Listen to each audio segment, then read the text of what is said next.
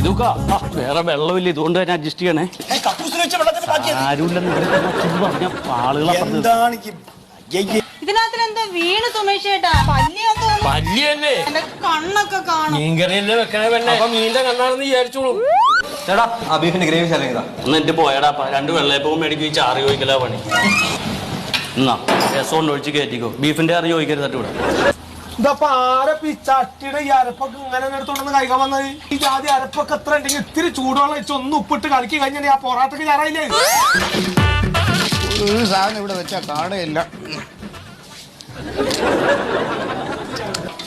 പട്ടാണിക്കാരല്ലേ അവിടെ കൊണ്ട് തട്ടിയേക്കണത്? കുറച്ച് ടൂറിസ്റ്റുകൾ വന്നല്ലോ, വെജിറ്റേറിയൻ ആയിരുന്നു. അവര് കഴിച്ചേണ്ട ബാക്കിയെല്ലാം കൂടെ കൊണ്ട് കളഞ്ഞതാ. അന്നോട് ഞാൻ പറഞ്ഞിട്ടില്ലേ 3 ആഴ്ച നിൽക്കും പട്ടാണിക്കാരില്ല. ഫ്രഷ് ആയിട്ട് അടുത്ത കറി ഉണ്ടായിക്കൂടായി, കട്ട്ലേറ്റിനോ സമൂസൊക്കെ ഉപയോഗിച്ചൂടെ? മറ്റു ഹോട്ടലുകളിലുള്ള രുചിയല്ല ഇവിടെ അമ്മ ഉണ്ടാക്കുന്ന ഭക്ഷണത്തിന് രുചി.